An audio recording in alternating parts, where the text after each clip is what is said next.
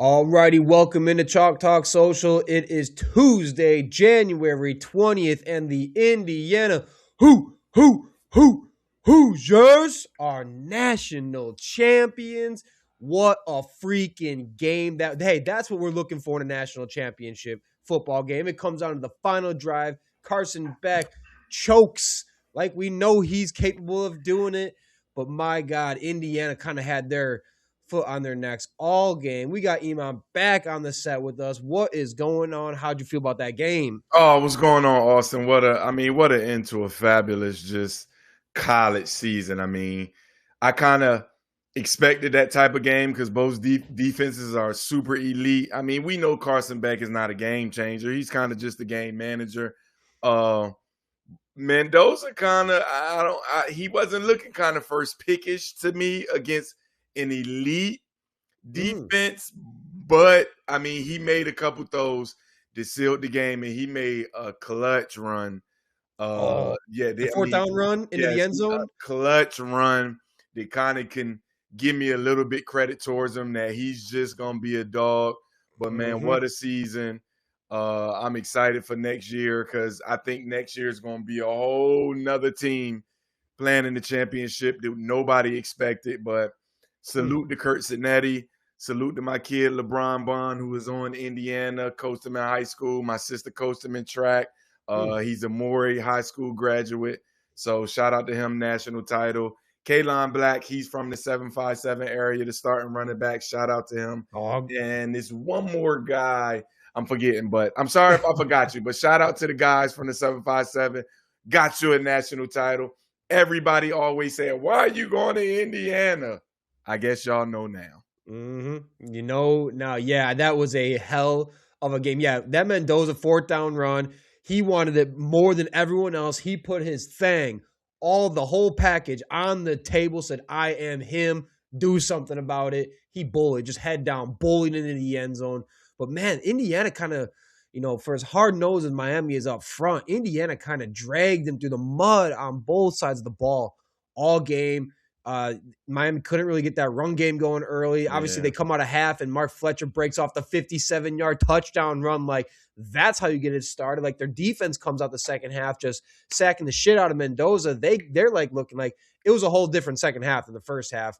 Like, Miami finally kind of showed up, but man, we killed them, those special teams. I tell everybody, people don't put enough emphasis on it. You let a guy free, and they was actually in safe because I think they thought that Miami would have faked the punt, and they were in a safe recover and let one guy come through, and that literally changed the game, and we can see that was the difference. I was gonna say that blocked punt that Indiana gets then for the touchdown, like that was right before the Mark Fletcher touchdown.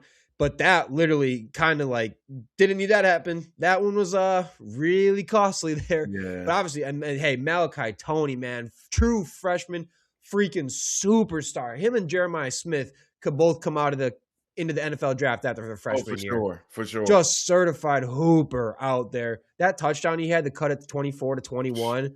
Oh, that's going to be a top 5 pick and very soon. Like he could be on Sundays tomorrow. He could be playing on Sundays tomorrow. Just an absolute dog. Mark Fletcher, got to give him his flowers, man. He carried that offense through the playoffs. He was in full dog mode. He did great by his draft stock these playoffs. Great. For sure. So good for him. My boy Ruben Bain balled out too. I remember a couple weeks ago you were saying, hey, Ruben Bain and even number 3, forgot his name. Those two bookends are going to be legit in the NFL. I'm not going to lie to you. Jason Taylor's doing a good job as a coach down there, but them two bookends, boy, they going to be a great pick for somebody's team next year. Listen, I know he won't fall to Baltimore, but I don't see why Baltimore won't do something to try to get up a little up to get a pass rush. We need a pass rusher, and he would fit the Ravens all day. And granted, he'll be gone before top 10. I don't know if he'll be top 5, but he'll be gone before the top 10. But Ravens, go make some moves and do some things to go up there and get him. Yeah, I was going to say, Bain, him and Messidor, and then you got Moton in the middle. Like, That's a hell of a defensive line. They came out hungry to start that second half. I think they had 2 sacks in the first drive on the second half. They had another sack the next drive. But, man, every time Mendoza needed a play, he made a play. Cooper made some catches. Charlie Becker, that dude drops nothing. That dude is earning himself a paycheck in the NFL with the season he had as their 3rd receiver this year. You just knew he's a get-a-bucket guy. He catches everything that gets thrown at him. As good as Elijah Surratt is, as good as Cooper is. I was surprised, though, that Miami knew that they kept going to the back shoulder. Why not drop in cover 2 and have that DB just drop and wait for the back shoulder? You can't keep getting beat on the back shoulder, though. I didn't understand that, though. He did make some great catches. That one, I mean, he scooped it off the ground. But I'm like, why y'all keep getting beat with the back shoulder? That's all they want to throw right now. So. Yeah. I mean, just a hell. And that costly missed field goal. Oh, the missed field goal before half. You got to have – I mean, they didn't lose by 3, but you needed that. You needed that. You really did. Difference, yep. Yeah, it makes a difference in this game. And like you said, special teams. You said it the other episode. We just want to get rid of field goals altogether. Stop letting these kickers decide the outcomes of the games. And I hate it. Yeah, I mean, but you know what? Shout out to Indiana. Maybe we might have to chalk it up. That might be the best team in college football history. Can you think of a better team in college football history than Indiana this season and their level of dominance? 2019 LSU. The Joe Burrow year with Jamar Chase. That's a good call. That's close. Even that 01, I want to say it might have been 01 or 02 Miami team where they had all those. 2000? Yeah, where they had like 30-something first-round draft picks on that team. It was just unbelievable. Everything. Yeah, that team was nuts. What was the Clinton Portis, Jeremy Shockey? I mean, everybody. I mean, that's just the start of the list. Vilma, yeah. I mean, not Ed Reed, Sean Taylor. I mean, they had. Oh, Sean Taylor, that's right. Rest in peace, yeah. But they had everybody on that team. But those 2 teams, I think this Indiana team is to go undefeated in the Big Ten, first and foremost, is not an easy thing to do. And it's not like they had an easy road here. They had to play number 1 Ohio State, Oregon team. I mean, a Miami team who's an elite team. So I want to say top 5. I wouldn't give them 1, but for sure top 5. Definitely top 5. Yeah. I was going to say that 2001 Alabama or Miami team, definitely they were 12-0.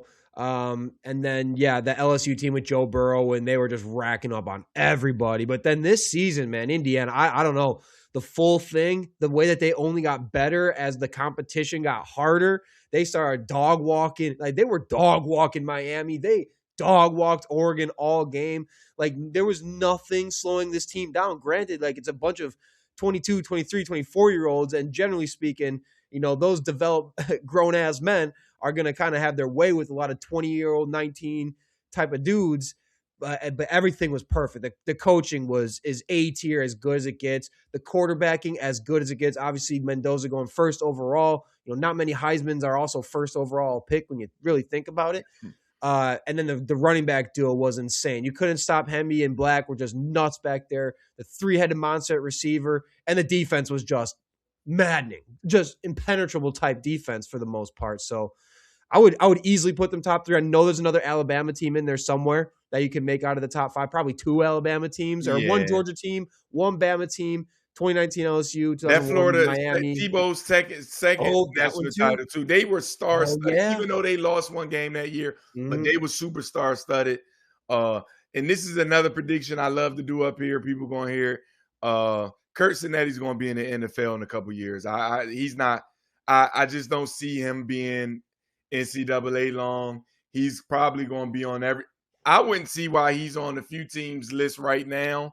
Yeah. I mean, but he just looks like the perfect CEO for the NFL. Somebody who can just be a leader of men, just hard nosed, going to hold everybody accountable. I just think he would be a great NFL guy. He's won a national title.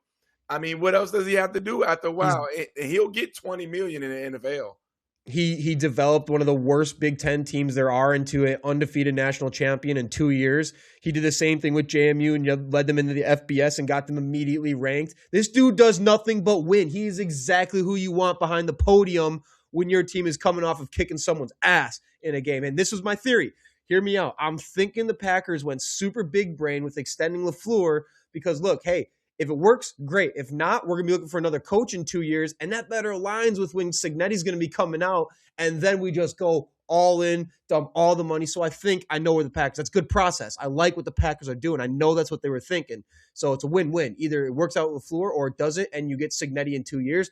This is my thought. That's my big brain on what the Packers did. Their actual motivations were like, well, we got to get back LaFleur. We don't want to coach now because then we miss out on the Cignetti train later, and we want to stay with what we got and get on that train if need be. So that's my big brain thinking. Allegedly, I hope that's not what happens, but if it does, it's whatever. I'm going to be very happy. I'm going to be very happy. It'll be a good pick for sure. Not everyone translates, right? Saban didn't translate. Urban Meyer didn't translate. There's a lot of greats that don't translate in the NFL at the head coaching level. But Cignetti, man, I mean, you could say like, Nick Saban, you would think he'd be different. And if he's not different, who will be different? But, Cignetti is just, everything you want. Yeah, that's a top 5 team all time. I think we kind of started narrowing in some of the other top 5s, but I think it's hard to – you can't leave an undefeated national champion out of a top 5, top 3 maybe all-time team. Just can't leave them. But you know what it is? We had to recap the game to start the show, but it's still a Tuesday. That means we got the top 10 and 10 to get to. We kind of just did the whole Miami-Indiana thing, so we'll leave this out. Also, shout out Miami. What a great story to barely scraping in, right, into the playoffs, and then they go on belts to ass tour all season. 75 Gatorade tanks assaulted in the process by Michael Irvin's sweaty ass on the sidelines. So hell of a run. A lot of draft picks on that team. A lot of draft picks. But let's get into the top 10 and 10. Going to be NFL heavy today. Number 1, we got the Denver Broncos advancing to the AFC Championship for the first time since 2015. And once again, the Bills go home in heartbreak like none other this time. But the cost was Bo Nix's ankle. He fractured his ankle, getting surgery. He is now out for the season. The bright side, J.K. Dobbins' practice window has opened up for him to return against the Patriots in the AFC Championship. So the other bright side is, yes, Jarrett Stidham is starting at quarterback. Yes, he has not played regular season in a long time. He looked really good this preseason, and granted it's preseason, but he was clean and efficient and looked like he knew how to navigate Sean Payton's offense well. And Nick Foles reminded us that the Patriots can be got with a backup quarterback in a championship setting. If we all recall, Nick Foles putting his big thing on the table for the Phillies special to beat the Patriots. So, hey, Josh Allen, look, man, I know we're going to talk about him after this, but he played his heart out. He still had the 2 interceptions. He had the 2 lost fumbles. There was just too much to overcome. He was uncharacteristically sloppy in a playoff game. He's normally just super clean. And the kid just wants it so damn bad. And you can tell how much of the burden he's wearing for that loss. So hard not to feel for him. Still can't get over a hump. And obviously that game ends with the most controversial no-catch interception with Brandon Cooks coming down with it. And then the defender coming up with the ball. And yeah, he was on the ground and he was down. But then they let the ball go to the defender. And it ends up pretty much deciding the game against the Bills, when a call that should never have been made. And then the same exact thing happens in the Rams game a couple hours later. Same exact play somehow. And the Rams get called the catch. It also goes down to help them to score a touchdown, ultimately helping them win. So, wow, what a controversial way for that game to end on the Brandon Cooks no-catch interception. What just a terrible way for the season to go down for the Bills in tragedy. And yes, Jarrett Stidham or Drake May will start in a Super Bowl before Josh Allen. And that's absolutely sad. Sad. What's next? What's next? The Patriots are back in the AFC Championship games after a couple years. I mean, since Brady's left, Patriots 28, Houston 16, and an awful performance by CJ Stroud. What a letdown, because that defense was playing Super Bowl defense until he just gave it away. Mm-hmm. Clearly, everybody said, pump your brakes. Maybe it's not a sophomore slump. It is clear that CJ Stroud is not that guy, and they should move on for them. But shout out to the Patriots being back. Drake May had a pedestrian game, but listen, when you're just doing what you need to do and not give it away, you got to salute that. Drake May was 16 for 27, 179 yards, 3 touchdowns. They had a total 100 yards on the ground with Stevenson and Henderson. But, I mean, the defense just played an awesome game. But what else do you expect from a Mike Vrabel defense? What does coaching matters? Yes, it does. What a change just from a guy who's won Super Bowls as an athlete, who showed Tennessee that he was an elite coach, come to the Patriots after last year's debacle with Mayo and come in and got them in an AFC championship game. Who would have thunk it? I mean, who would have thought it? Drake May, I'll see you in the Super Bowl. I think it's going to be an easy win for you because Mr. Stidham is not Jason Statham. So I'm telling you right now, Drake May see you in the Super Bowl in San Fran. Yeah, hey, Patriots culture is back, and it's unfortunate for the rest of the league. Hey, next up, that Bears cardiac magic finally runs to its end with a 20-17 OT loss to the Rams. Caleb Williams obviously throws 3 interceptions this game, but the Bears secondary was really the big storyline of this one. They held Matt Stafford to 0 touchdowns. MVP Matt Stafford could not drop a touchdown on a normally vulnerable Bears defense. So big shout out to them. That they were ready to go, played a really tough game. And for the Bears fans, it was the full Caleb Williams experience. You get a couple just insane throws. How does he make that type of throw? Some great runs evading the pocket for pick up a first down or a big chunk, but still far too many misses. And the playoff interception trend continued to go on in these first 2 games. But he did make maybe the most insane. How the hell did he make that throw? Clutch throw on that 4th down that Cole Kmet comes up with in the back of the end zone. Folks, they were in the red zone, and that ball traveled for 51 air yards. I think that was the longest ever air yards pass in the red zone in history. 51 yards in the red zone. It's a crazy type of pass. So that was insane, and obviously huge for the outcome of the game. Just more late game clutch stuff. The Bears' run game was really making it work once again. They're kind of having their way like BK with that defense. But Ben Johnson's like weird recklessness carried on. And I get being over aggressive, but he was like overly aggressive with trying to play to win rather than playing not to lose. They end up going 5 for 12 on 4th down conversions in 2 playoff games. And some of them ended up being very, very costly with the outcomes of missing some of those. So again, and then it ends on that tragic way, walk him down, Williams taking him down the field, and DJ Moore. I mean, they're going to blame Williams for that interception, which there's some blame to go to him. He probably shouldn't have made that throw, but DJ Moore dogged the shit out of that route when he had an acre of open field to settle down and then catch the ball. He dogs it. He goes deep on his route. The DB's able to jump the pass. Again, Caleb probably should have looked away when he saw DJ Moore was nowhere near where he should have been.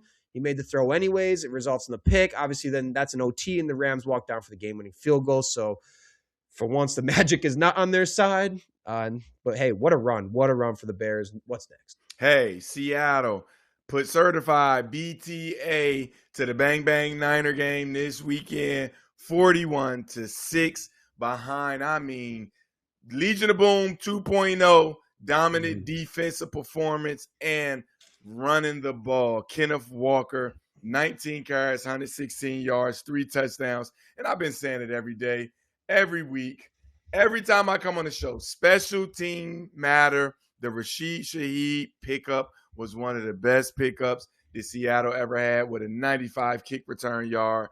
And, I mean, going into the game, we thought Sam Darnold, who was hurt with an oblique. And if you ever – listen, I'm telling you now, if you ever play quarterback and got an oblique, listen – I would have thought that would have made a difference. But, hey, he didn't have to do anything. Went 12 for 17, 124 yards because the defense said, we got you. The running game said, we got you. Hey, Seattle is back in the NFC Championship game. Mike McDonald is just doing he is literally the McVay of defense right now. You can't tell me he's not looking like Buddy Ryan in the 80s. Rex Ryan with the Jets. I have not seen a better defensive scheme from a head coach DC in a long time. And I'm so angry because he was in Baltimore and we could have got rid of fucking John and had this guy. But, man, he is putting up a coaching clinic when it comes to defense. I said it a few weeks ago when they lost to LA. I came on this show and said something about that team just looks elite, and we're going to see it in the NFC Championship game. It's not going to be close. They're going to blow the Rams out. I'm saying it now. Mm-hmm. My NFC pick is still alive. I got one pick still. I'm still alive. So salute to Seattle for dog walking the 49ers, who were just, I mean, they were limping in. Nobody really expected him to do anything. So salute to Cal for the season he's had and the coaching job he did. But hey, Cancun on 3, Cancun on me. 1, 2, 3, Cancun. And speaking of who's joining them in Cancun, Bills fire Sean McDermott as their head coach after they fumbled another fourth quarter lead. We already talked about the Bills Patriots game a little bit here, but look, shout out to McDermott. Say what you will. He turned around a relevant Bills team who hadn't made the playoffs in 17 years. He got them not only into the playoffs, he made 8 playoffs in 9 years. He made 2 AFC championship games. And look, the playoff losses were brutal. 4 of their 5 last playoff losses, they blew a fourth quarter lead, and the only other one, they got their asses kicked by Cincinnati. So it's been all bad in the playoffs, as clean as Josh Allen has been for the most part up until this game. And it sucks for McDermott as a lot of it is on his unit, on the defensive side of the football, where they have allowed 33 points a game in their 6 playoff losses, in their 6 playoff losses. So that's bound to always catch up to you. And eventually be a big reason why he get fired. Look, he was never able to get the Bills over the hump. And again, you can say things about the roster, but he never made it. And look, speaking of the roster, I think people got to look at GM, who now is promoted. Brandon Beane gets promoted to president. He's retained and promoted. And I'm telling you, that his last 3 drafts have been pretty cheeks, like pretty dang bad. Like, he's not put a good receiver room up for Josh Allen in 2 years.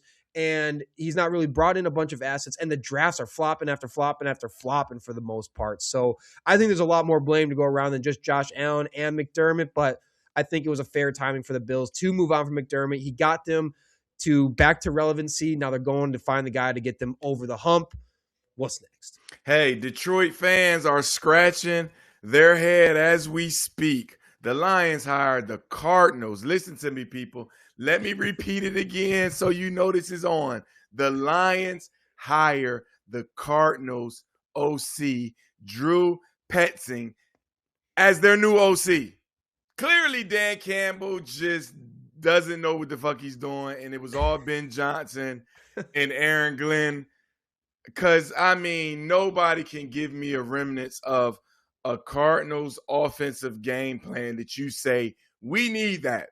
We need that. I mean, at the beginning of the year, I remember Marvin Harrison dad talking about, y'all don't have no way to get my son the ball. This is stinky.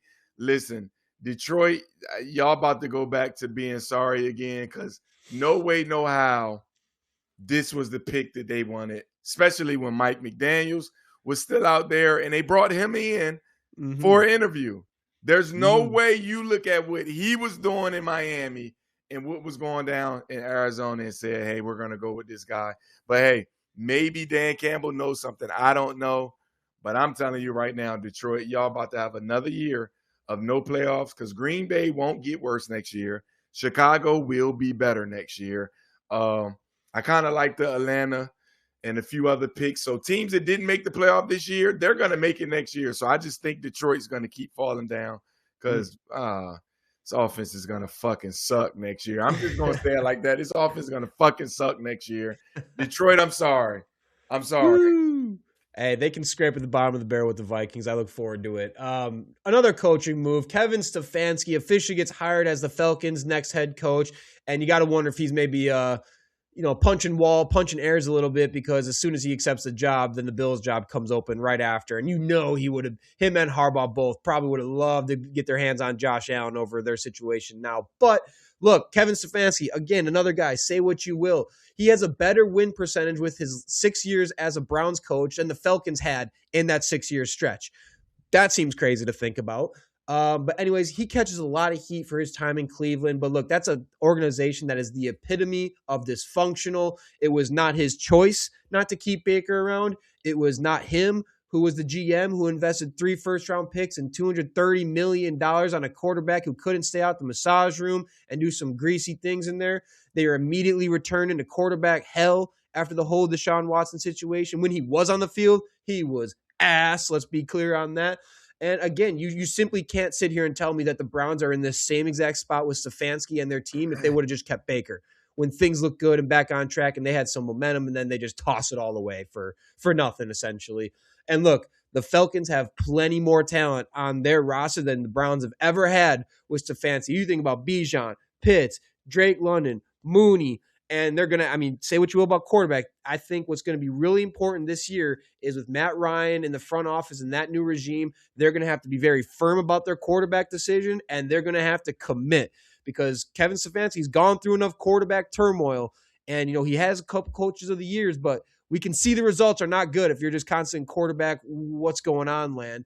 So he does retain Jeff Ulbrich to be the DC for the Falcons going forward as well. I think I like the hire for the Falcons. I think they got a good coach. I think, he had problems in Cleveland for sure that he's responsible for, but that's a much bigger picture and a much bigger, form of chaos and dysfunction that, I think if it was just, they put him in a good situation for 1 year, 2 years, and we saw the results, I think it's going to be better in Atlanta with him. What's next? Hey, I like to take this little turn over to the NBA right now. The 2026 All-Star starters just dropped. So let's go down the list of the people, and we know a few of them who was going to be there. Jalen Brunson, Cade Cunningham, Jaylen Brown, Giannis Greek Freak.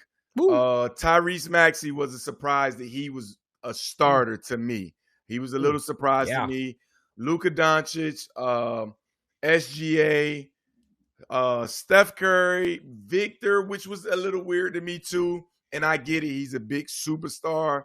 He hasn't played as much to me. And we know Mr. Your guy, Nikola Jokic, is also a starter this year. LeBron has been dethroned after all these years. One of his first year, he will not be an NBA All-Star starter. And I'm telling you, I think he's not even going to come because I think LeBron is like this big ego guy. I'm telling you, LeBron is a big ego guy. I think he will not play just because he wasn't voted a starter this year. But why? And granted, he's been playing good basketball this year, but come on, Bron, let it go. So I'm waiting to see who the reserves are going to be for the rest of the season. I think people like Jalen Duran should be in there for the Pistons. Houston center. Just forget his name. Oh God, damn, that's my team. Too. I can't remember his name ever, but that dude's a baller. He's good. Oh, damn, why am I? It's a hard name to remember. I know it blames you. Yeah, but that's my team. I know, and it's crazy. I talk Sagan. Why am I thinking like? Yeah. Like he's nice. Yeah, he is. So I hope he makes it. We know people like KD's gonna make it. Scotty Barnes been balling this year. Jamal Murray, he has been taking over since Jokic has been out. So Jamal Murray, Cat maybe. So we'll see who will get snubbed. But hey, I'm excited to see U.S. versus world. Once again, I just think the world is going to just demolish. I mean, they're going to demolish USA. So I'm excited for the NBA All-Star this year. Not all the other stuff. The three-point, I don't care. The dunk contest, I don't care. But I really think it's going to be super competitive this year because it's going to kind of be more like an Olympic thing to the U.S. So I think they're going to compete this year. Luka and Giannis, same squad. It's over. No, Jokic is over. With Wemby. And SGA is over. Oh, it's right. It's over. That's over. That could be 200-50 type of game. Over. And that's crazy. I think that's a good point. We're going to find out. There's different levels of this shit. And it comes from overseas. For sure. Real quick, kickback number 9 over to NFL because it impacts my Green Bay Packers. Jeff Hafley, after 2 years as Packers defensive coordinator, gets hired as the Dolphins' next head coach following ex-Packers exec John Eric Sullivan, who took over as GM in Miami. And I'm seeing a lot of hate from Miami's fan base. One, it's a bad year to need an offensive guy. You're taking a lot of inherited risk by getting a guy who, one, hasn't called plays before, or two, hasn't called plays before and hasn't coached at a high level before, and you're asking him to turn around a situation with a bad quarterback situation and just a team in not a good spot. It's a heavy lift. And granted, the things I like about Jeff Hafley, and I'll tell any Miami fan, is, look, just listen to him on the podium a couple times, and there's no way you're like, I don't like this guy. He says exactly what you want to hear. He's tough as nails. His defensive play, gritty football. He's rapidly ascended through the ranks. Obviously, like I said, 2 years as Packers DC. Last year, they were a top 10 defense.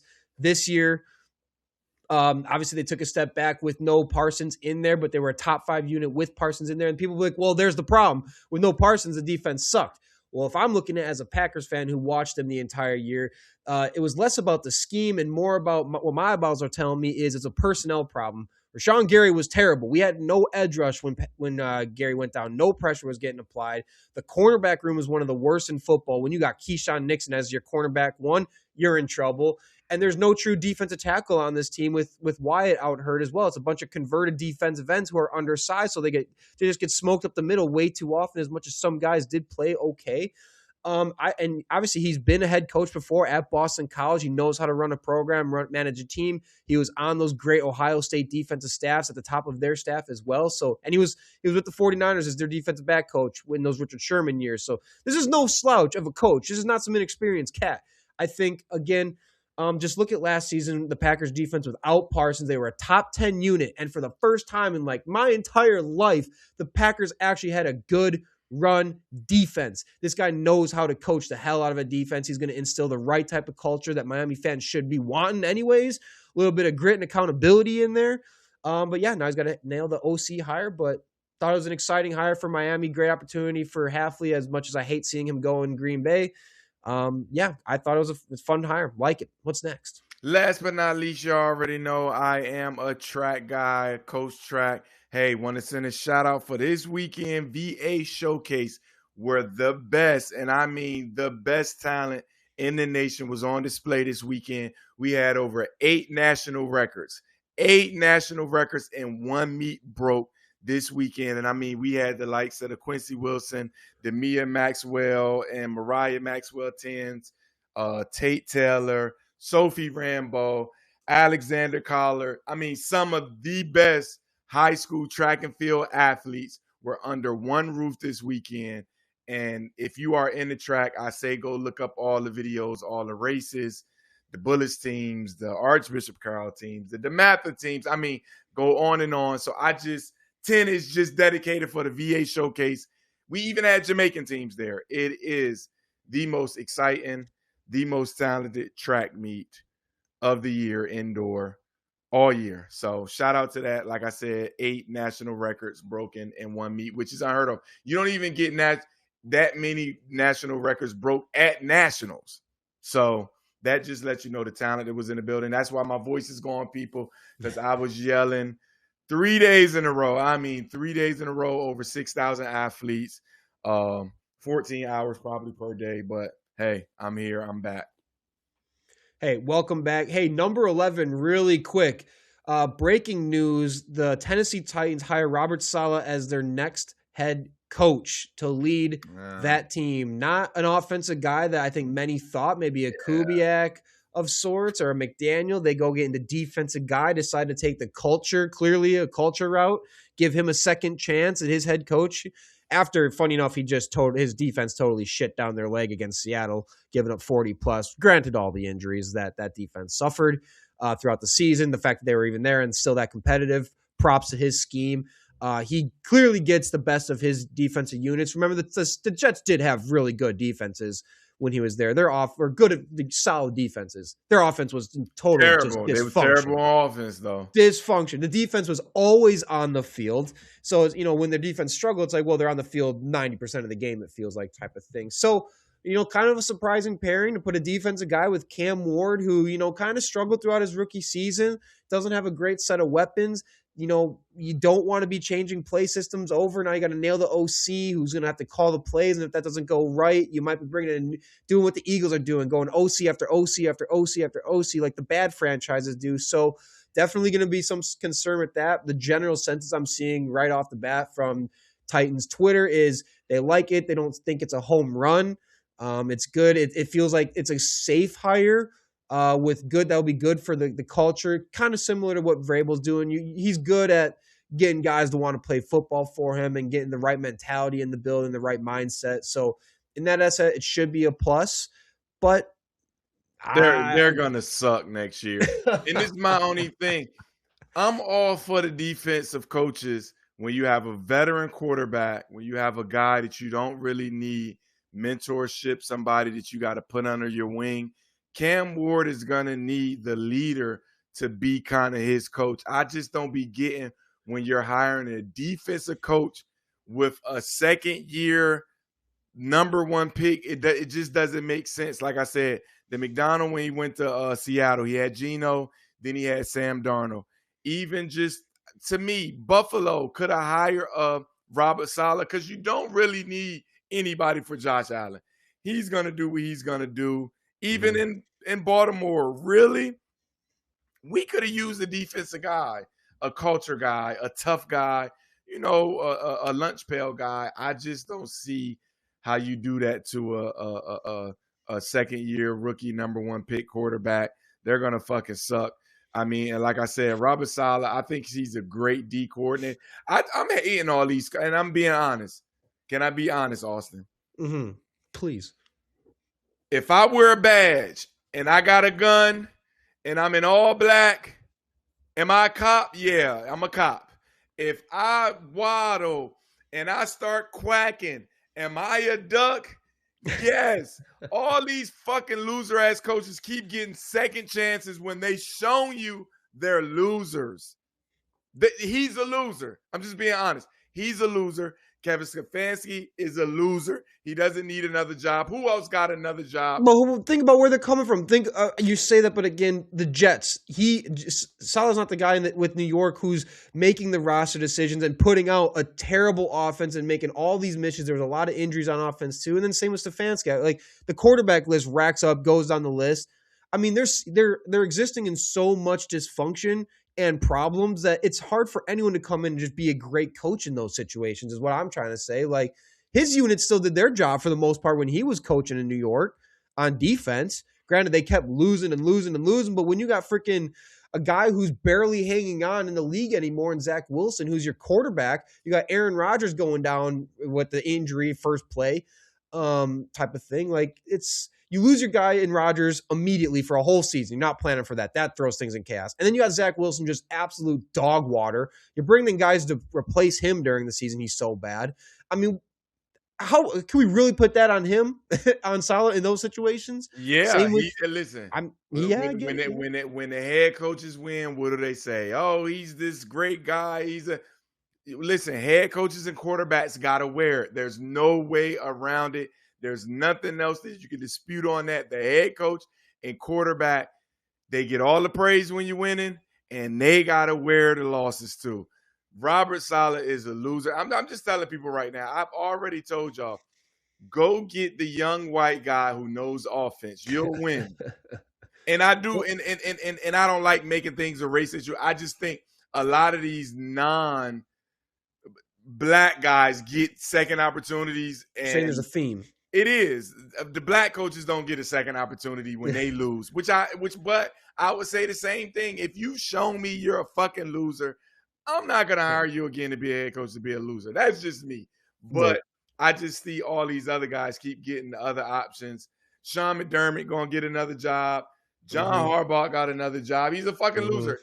We know you won 14 years ago. But I mean, think about the options. You're only handed the options you're handed. I think there's a bigger problem with the current state of ownership, and I saw an article on this right now. The owners are so quick to pull the trigger and fire guys. Like 10 head coaching jobs available is crazy in a cycle. Like we got all these owners just pulling the trigger on firing dudes, making a lot of panicky moves. I don't know. I think ultimately when you're handed Zach Wilson, you're handed freaking Zach Wilson. Yeah. When you're Stefanski and your team doesn't bring back the quarterback who gets you to the playoffs and they go make a move that falls on its face immediately, and then they just hand you a bunch of junk as quarterback the rest of the time, like what are you supposed to really do with that ultimately? And your rosters suck around it on the other side of the ball that you don't coach. Stefanski's offense didn't have much for talent on it. Saleh, the Jets offense never had much for talent on it. And again, like I think the Tennessee fans wanted an offensive guy. You can say, oh, well, we have Cam Ward. It's a good pairing because it's a good coach. He's got the right mentality, comes from a good coaching tree, whatever. But at the same point, again, they better be banking that they're going to be getting Mike McDaniel or they're getting the top OC guy on the market and someone who can actually help develop a quarterback too. So now I'm thinking like Brian Daboll might be a good fit for them. I like McDaniel, but Daboll has more of a track record with quarterback development than McDaniel perhaps is known for. So they're going to have to get it right. And they're going to have to get a guy who knows how to get a quarterback right because your head coach won't be that guy. And that's an unfortunate thing. I'm going to keep beating the table because I like him. I'm going to keep saying it. It's crazy that all these losers keep getting a job and Mike McCarthy can't get a job. He's a winner. No, I'm being honest. He's a winner. I'm just going to keep beating the table week after week after week to my guy get a job. I don't know why I like Mike McCarthy. He didn't do no wrong in Dallas, if you ask me. He won. He's won Super Bowls. He had multiple 12 and 4. I just hate all these losers keep getting jobs. And the guy who's a proven winner, they won't bring him back because they're saying he's not a leader of men. He's fucking a winner. He's a winner. He's a winner. Yeah. So yeah. I don't know. I don't know. I don't love it. I don't hate it. But I mean, maybe they went and got a defensive guy because they're like, well, we got the Jaguars in our division. We need a guy who's going to be able to shut out the Jag. I don't know. I think you could have made a really good DC hire then instead of doing that because now you got to bank that, Cam Ward and your offense with what you got is an attractive enough thing for the top OC play caller in the market that, you consider your guy. You better nail it now. So there's always, again, there's just a move that inherits more risk with a young quarterback. Again, the long-term potential fallout if that OC doesn't go well is like, we've seen enough quarterbacks never ascend to their peak and their ceiling because the OC is constantly changing. The system is always refreshing because you hired a defensive guy or an offensive guy who's not like a play call or anything, and you got to keep moving pieces around type of thing. So hopefully it works out. They have at least bookmark this part. Hey, we're gonna clip this one. Bookmark it. Both of them fuckers are gonna be losers next year. Remember, it's better than them going and getting Matt Nagy. That is for damn sure. For sure. But I listen. Just bookmark it. Just remember I said it. Okay, that's fair. Interesting hire. You had some words you wanted to say on Josh Allen. Why don't we let you get that off your chest? Listen. Nobody was going for Josh Allen more than me this year. I've said it on this show. I wanted my guy to get it done. He is Superman. He is Batman. He's everything when he's on. But one thing for sure, two things for certain. Media just lets him off the hooks when he loses. And I can't do it. The Bills lost that game solely. I'm talking solely because of Josh Allen. He got a coach fired. Now he got to go move his fucking house in Buffalo. Got to switch schools for his kids. His wife mad as hell. Josh Allen, it was your fault. Point blank, period. You were a turnover machine years ago. And, people kind of swept you under the rug because you got all this gifts and talent. No, you're back to the bullshit. You tried too hard. And granted, people talk, his team was kind of stepping up.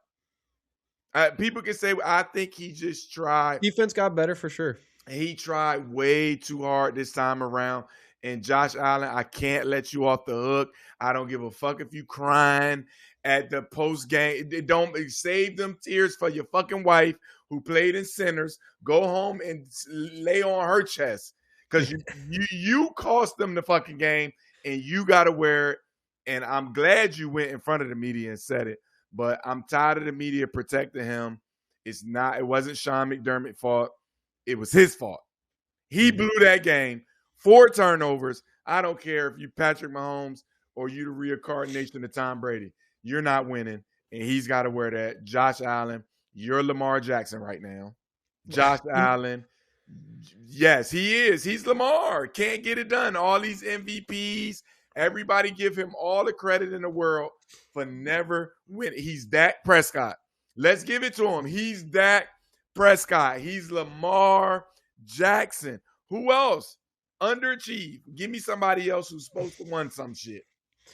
Look, and the thing that just hurts and cuts to the soul with Josh Allen is that last interception was not an interception, especially with that same exact play happening in the Rams game where it's called a catch. That just tells you that there's so much bullshit with that call. And it should have never been, especially in that game, in that moment, in that situation, to make that call, which in tie goes to the receiver and he's already got a knee on the ground. It's just crazy to say that that's an interception. And obviously, if they don't make that call, and which I still can't believe they did, I don't think really anybody can, that the Bills are scoring points. That puts them in. They're scoring points. That's a different outcome. The Bills are probably winning that game if they don't make that call. That's hard to say. That's hard. It is, but it's like the Packers. They're just like the Packers. It's just think about the Seahawks game in the championship. There's always some incredibly crazy bullshit that prevents you. That it's like you might play a great game, you might play a terrible game. You're in it, and then something crazy wacky happens and something passes. I don't think that last interception should have happened. Listen, I hate that that's how it ended. Tony Romo. Listen, Dez called it, but hey, we can't get that back. And it is we can talk about the ifs because if my mama if my mama had a stick, she'd be my daddy. We can keep talking about the what ifs. I'm telling you right now, Dez called it, but we don't get that win back. We don't make the Super Bowl, Josh. Because you got to think those mistakes before half. Also, it caused them like a 10-point swing before half. Those mistakes that he made before half, they lost by 3 points. Just don't make that mistake, and you have a chance. Listen, no, Austin, you can't. And granted, that was a hard. I tell people all the time, the NFL wants every playoff just fuck up terrible calls. So I'm just used to that every year. Like Super Bowls was being won with bad no defense pass interference being called. So every year you're gonna get that. You can't put that on that one play. Josh Allen got to wear it. Brandon Cooks got to be stronger with the ball too. Now as a receiver, that's just crazy. But as a receiver, Austin, they tell you if you can just keep your hands on it. If it's even Steven, they give it to the offense. But the fact he took it from him made it just look like maybe it was over. I mean, I'm with you. It was a bad call. No, I'm definitely with you. But there's no what ifs in football. And I don't expect perfection out of refs. No one does because we know these guys are just garbage 90% of the time. But at least, I mean, in that moment, have some consistency. Again, I know it's on the same game and then it happens a few hours later, but the fact that again, same exact catch and a situation happens with Adams and it's called a catch and they get the ball and they go and score and they go and win. I'm just saying, man, like that is like that call should never happen. The refs got to stay out of making game influencing decisions on 50-50 type of moments where again, there's nowhere near enough evidence for that to be an interception. Yeah, I'm with you. And I don't understand what do they have like replay for if that's the outcome. And I'm only thinking it's got to be 3 people looking at that saying, "Hey, this is a catch." How do all 3, 4, 5, 6 people in New York says that's an interception? So I just don't know what they were. Maybe they seen something that we didn't see. I don't know. I mean, but I'm just so used to the NFL doing that every year, and I feel like it was still game to be played left, so you just can't put it on that. Yeah, but it was a bad call. I do agree that was a terrible call, but I mean, what do you do? I hate replay though. Just take replay away though if y'all gonna do that though. I'm just being honest. It's just always gonna be something. But I mean, that Josh Allen fumble he had where he like launched it backwards was just absurd, man. I saw that and I was like, bro, you can't have that. So that one, my Josh Allen stand-up I was hurting for the guy after that. I just hate seeing him not getting over the hump. But there's going to be a team I'm going to be very excited not see get over the hump. And that's going to be the Detroit Lions because when I saw that they hired Drew Petzing, and again, the hire just happened, and some fans are just finding out that this dude even exists. He came out of nowhere. He certainly wasn't getting much talk at all in the coaching landscape for any type of job. Because if, again, like you said, if you watch the Cardinals play football the last couple of years where he's been OC, you don't be like, wow, we need to get that guy leading our offense. Like their offense statistically is generally in the back half of the league to the 20s, mid 20s, late 20s in statistical ranking in major offensive categories. 2024, they had some success for sure. But again, if there's anyone out there, the Lions fans are ripping Detroit media for trying to put some insane BS spins on this being a good hire in any capacity. And you got some people saying like, well, yeah, but he averaged 325 yards a game with crappy Kyler and Brissett. But those people are forgetting that they're losing those games by 20 plus points and they're in pass mode all game long to just rack up yards, and teams are sitting back with big leads, doing their thing. So that doesn't work there either. And for a team like the Lions, when you get so close and then you lose both of your OCs, and the first year without Ben Johnson working magic for your offense, and it looks bad, and you got to switch play callers midway through the season, and then you don't even make the playoffs, and your window with Jared Goff is, pretty much over. You're going to be starting to, your roster is at not a great spot, but like, how much longer are you going to be able to sustain it before you have to do a new quarterback situation now? So the Lions were a team that really needed to go get a vet, someone who's had a lot of success to come in and, push this team back over the top. Because like you said, Bears and Packers are not going backwards at this point. It's going to be an ultra competitive division. The Saints are coming up. The Panthers are coming up. The Falcons are on the doorstep. The Buccaneers are right there. So especially with this hire now, the Lions really have like kind of solidified themselves in like that B tier of the NFC right now, like B minus tier almost of the NFC right now. If you take the whole picture considered, like I wouldn't put them as a top 4 or 5 team next season. Yeah, They got weapons on offense, but their defense needs a lot of work to get right, especially in that secondary. Fans aren't exactly thrilled about more Jared Goff if that ends up being the situation. But even if it's not Jared Goff, it's a whole new quarterback and a whole new thing then you got to work through with a underachieving OC now, and Dan Campbell be doing Dan Campbell things here and there. So that hire really blew me away. I mean, I can't, especially after interview with Mike McDaniel. You walk with Drew Petzing? He must got the fouls on Dan Campbell or something. I'm telling you, these people must be seeing him out cheating on his wife or something, and like, hey, you better hire me or this is going public, because I'm with you. It's just like some things you be like, damn. And I mean, their offense will fit Mike. They have speed with Jameson Williams, with Jahmyr Gibbs, Amon St. Brown is more Jaden Waddle. So, I mean, I think Mike McDaniels would have been better. But like I said, maybe they know something we don't know. Sometimes I'm thinking maybe they know something but I'm telling you, Austin. But like that NFL shit is the buddy system. If you friends with somebody, man, fuckers keep getting.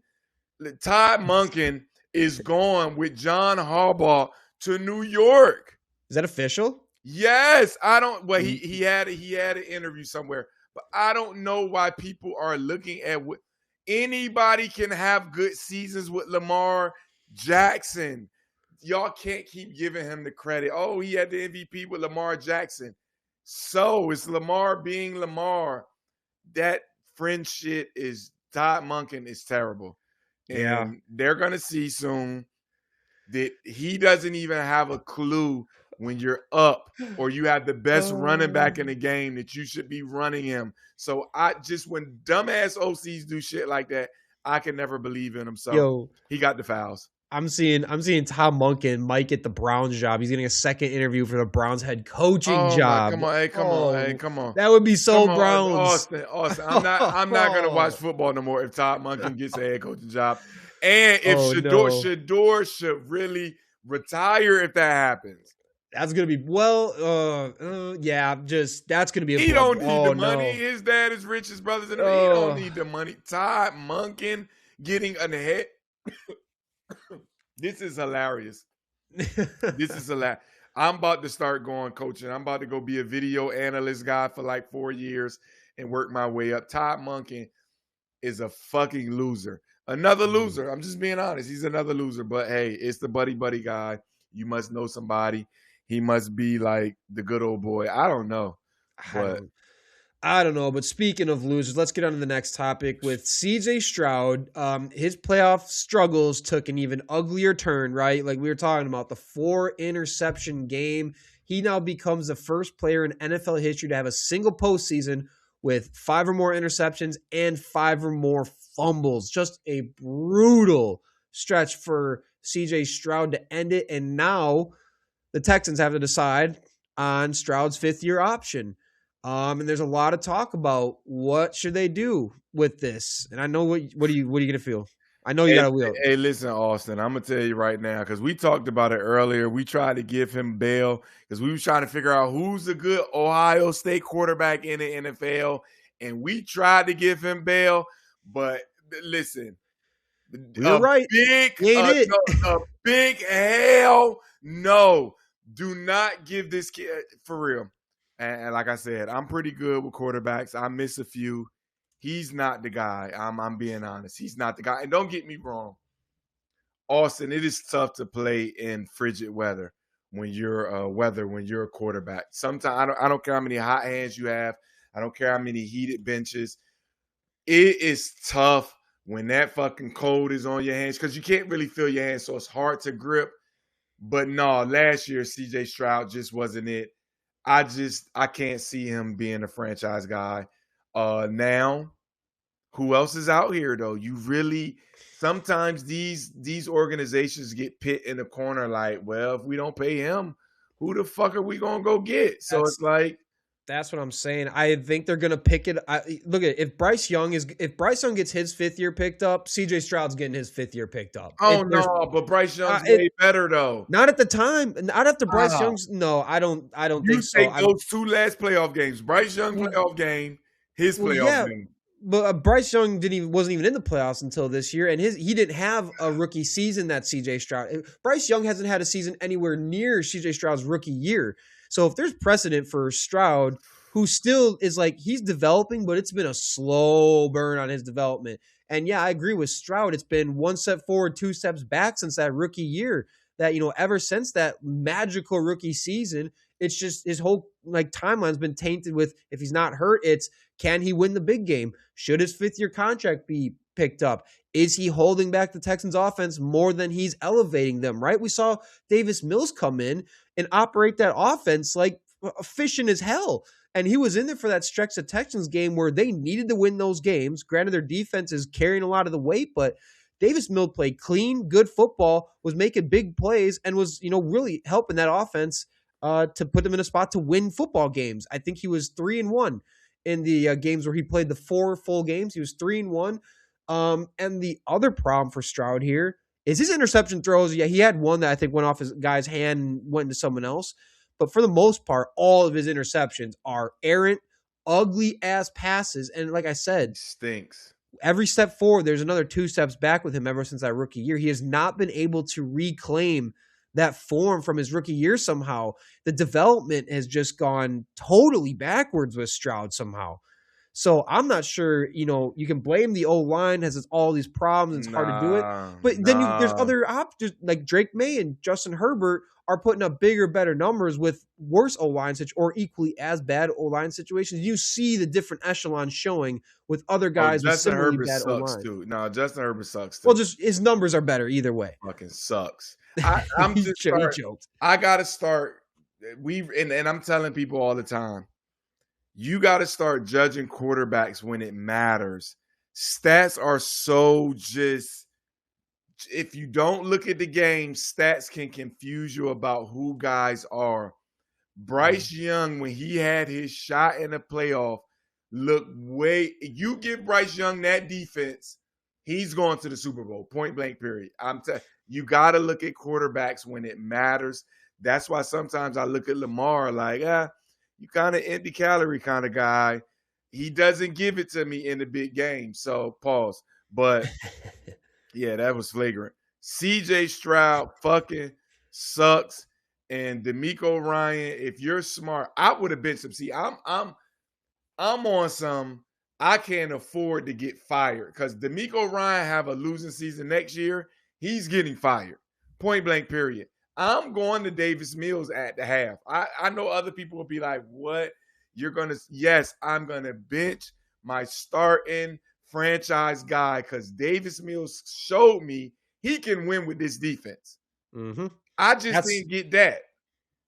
Yep, that's the problem. Is you got guys like Davis Mills winning with this defense, and Stroud hasn't been consistent. He's lacked that, and I'm just gonna say the regression from Stroud's rookie year to this point needs to be studied.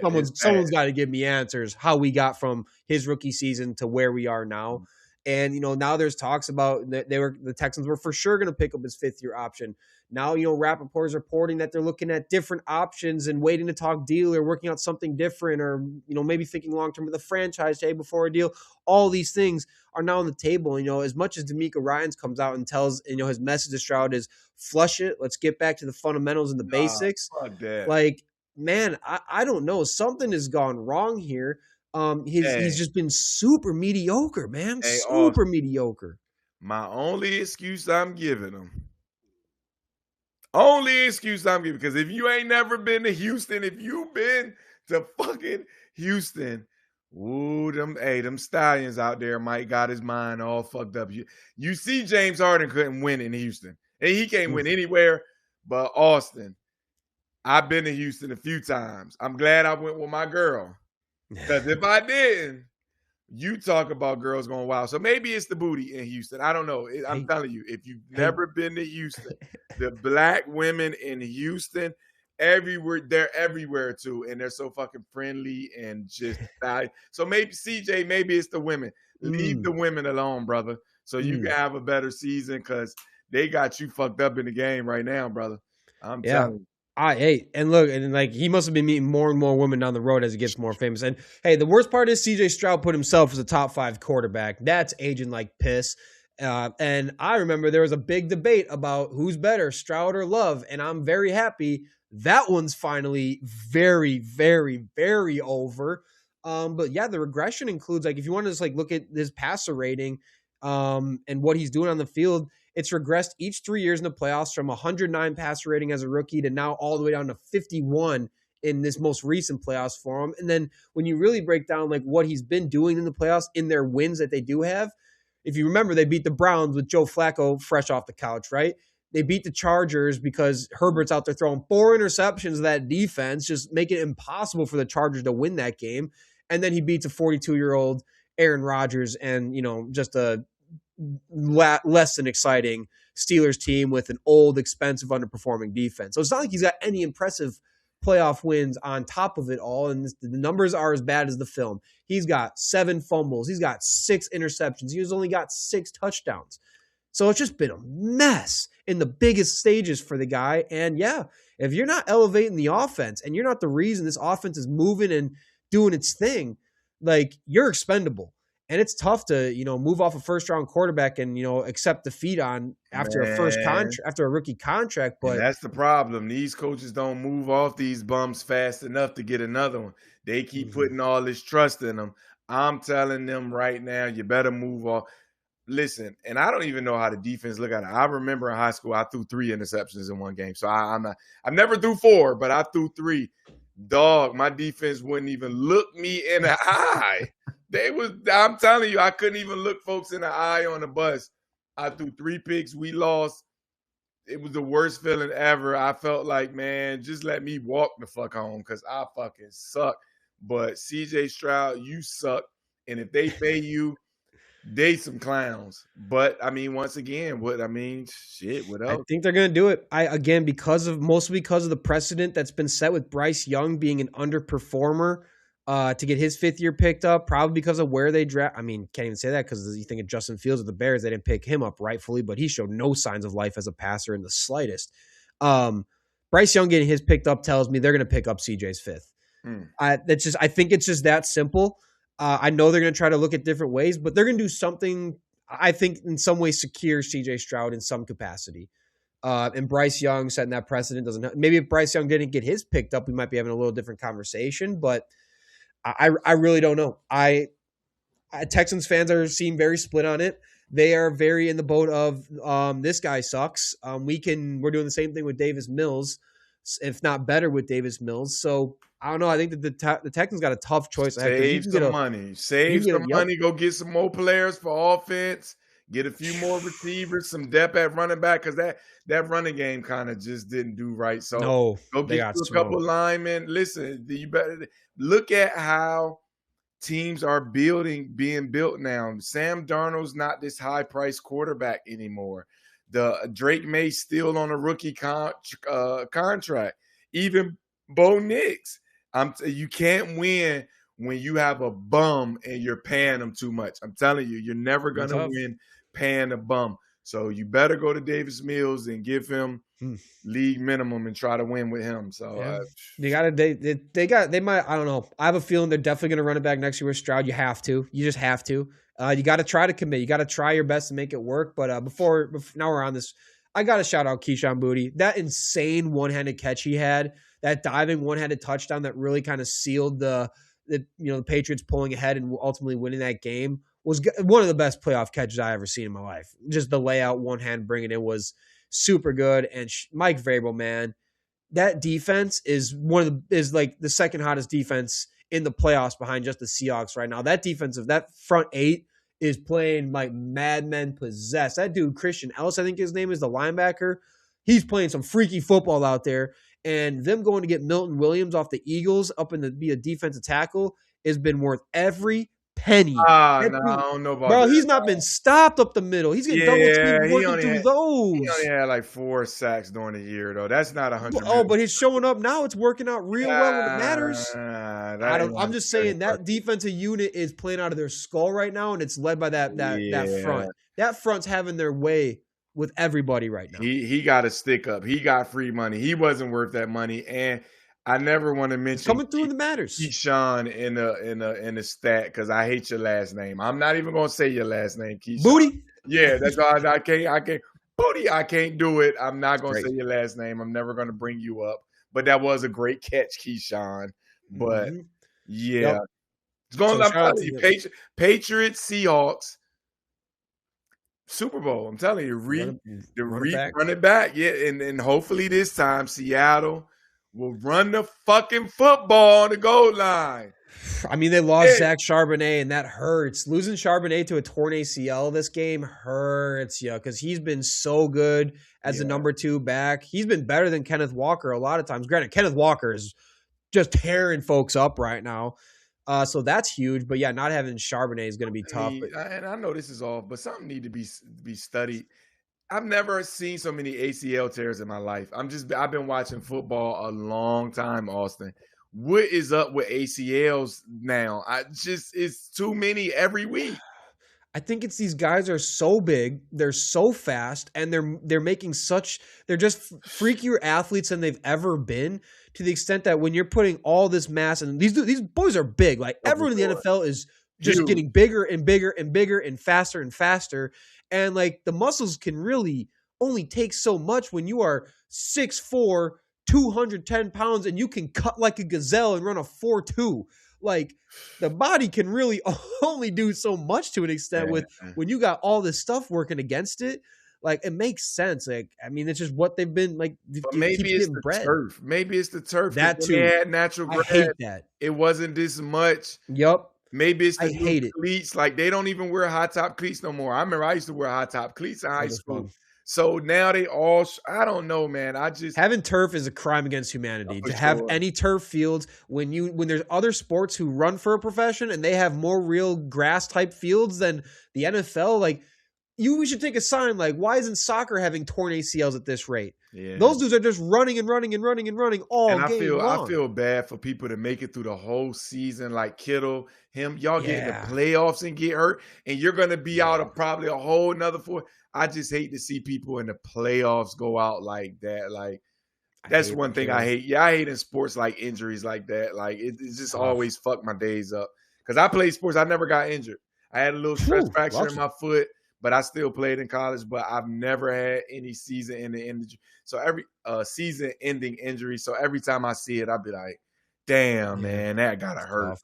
Yeah, that's got. And the 49ers kept getting, like, CMC got banged up pretty bad that game. Jake Tongas, their second string tight end behind Kittle. Right after Kittle goes down on a Achilles tear, then Tongas goes down on a non-contact injury, or Tongas, whatever his name is. So they just kept getting banged up to the very end. What a just 49ers, man. Did you hear there? Did you hear that? And I know we're gonna go. I don't want to do this, but so they had like this conspiracy theory that their practice field is near like a power plant. We talked about this last episode. Oh, I wasn't here. Two episodes ago. I think you were here. It must have been the last episode. I don't know, but that shit is weird. But I can. Something's going on in San Fran. I'm not lying. That's another. There's enough data behind it. There's enough people who have presented valuable data around how that will actually play a factor. Those electromagnetic fields playing a factor. So I'm just saying. All right, one thing before we wrap it up here, and a shout out to Indiana's national champion, undefeated season. We're gonna call out our favorite moments of theirs from the season. We're each gonna pick one.